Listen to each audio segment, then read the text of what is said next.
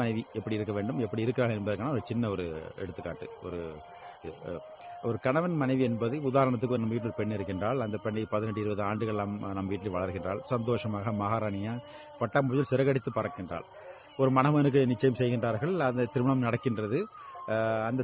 அத்தனை ஆண்டுகள் அந்த பெண் வெட்கத்துடனும் அச்சத்துடனும் யாரிடம் வேறு ஆண்மகனை பார்க்கக்கூடாது, பேசக்கூடாது, அவருடைய பார்வை நம் பக்கம் திரும்பக்கூடாது என்று ரொம்ப ஒழுக்கமாகவும் கண்ணியமாகவும் வாழ்ந்து கொண்டிருப்பாங்க ஒவ்வொரு பெண்மணியும்.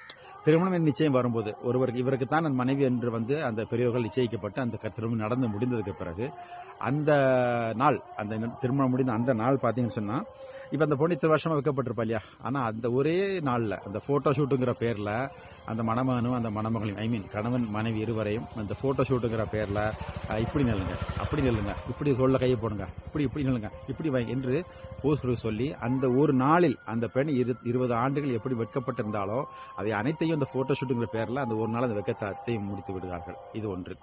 இரண்டாவது விஷயம் என்று கேட்டிங்கன்னா, அந்த பெண்ணுக்கு அந்த மணமகனுக்கு அன்றும் மறுநாள் சின்ன ஒரு காய்ச்சல், தலைவலி ஏதோ உடனே சரியில்லாமல் வரும்போது அந்த மணமகன் வீட்டார்கள் தவிப்பதும் துடிப்பதும் இயற்கை. பிகாஸ் அவங்க கூட பிறந்து வளர்ந்தவங்க. ஆனால் அதையெல்லாம் தாண்டி அந்த பெண் இருக்கா இல்லையா, எங்கேயோ பிறந்து எங்கேயோ வளர்ந்து அந்த ஒரே நாளில் அந்த மறுநாளில் தன் கணவனுக்கு உடலை சரியில்லை துடிக்கிறா தெரியுமா, தவிக்கிறா தெரியுமா, அதுதாங்க உண்மையான அன்பு.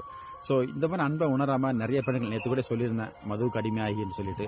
ஸோ இந்த மாதிரி நிறைய பேர் பெண்ணுடைய பாசத்தையும் பெண்ணுடைய அன்பையும் பெண் என்றால் என்ன, ஒரு மனைவி என்றால் என்ன, அவளால் நமக்கு கிடைக்கல பலன்கள் என்னவென்று தெரியாத நிறைய ஆண்கள் தான் இந்த பெண்களை சரியாக கண்ணியப்படுத்தாமல் இருக்கின்றார்கள். இதோட ஒரு குறிப்பாக ஒன்று சொல்லுகின்றேன். இது நிறைய சொல்லிக்கிட்டு இருக்கணும். நாளை மறுமை நாள் ஒன்று வரும் இல்லையா, நாம் இறந்து விட நம்ம அனைவரும் திருப்பி மறுபடி கடவுள் எழுப்பி நம்மளிடம் நன்மை தன்மைகள் கேட்டறிவார் இல்லையா, என்ன நன்மை செய்தாய் தின்மை செய்தா என்று. அப்படி செய்து நாம் நன்மை செய்திருப்போம் சொர்க்கத்துக்கு போவோம், தின்மை செய்திருந்தால் நரகத்துக்கு போவோம். அப்போ இறைவன் என்ன செய்யறான், அந்த பெண்ணை எழுப்புகிறான். அந்த பெண்ணை எழுப்பி, நீ நன்றாக வாழ்ந்திருக்கின்றாய், நீ கடமைகள் இறைவனுடைய வழியும் நீ பின்பற்றி வாழ்ந்திருக்கின்றாய், உன் பெற்றோரை நீ கவனித்திருக்கின்றாய், உன் கணவரை நீ நன்றாக கவனித்திருக்கின்றாய், அவர் சொல்படி வாழ்ந்திருக்கின்றாய், அவரை கஷ்டம் இல்லாமல் அவருக்கு நீ உதவியாக இருந்திருக்கின்றாய். ஸோ நீ சொர்க்கத்துக்கு போகலாம். ஆனால் உனக்கு ஒரு வாய்ப்பு தருகிறேன். உன் குடும்பத்தில் யாராவது ஒருவர் உனக்கு பிடித்தமானவர் நரகத்தில் இருந்தால் சொல், உனக்காக அந்த ஒரு நபரை சொர்க்கத்துக்கு அனுப்புகிறேன் என்று இறைவன் சொல்வான். அப்போ அந்த பெண் யோசிப்பா, தாய் தகப்பன் சகோதரன் சகோதரி நம் முன்னோர்கள் அனைவரும் நரகத்தில் இருக்கலாம், ஆனால் அந்த பெண் நம்மை கூப்பிட வேண்டும். இறைவா, அந்த வாய்ப்பை என் கணவனுக்கு கொடு, என் கணவன் என்ன தவறு செய்திருந்தாலும் அவர் என்னதான் பிழை செய்திருந்தாலும் அவர் எனக்கு ரொம்ப பிடிக்கும் இறைவா என்று இறைவனிடம் மன்றாடுவாள்.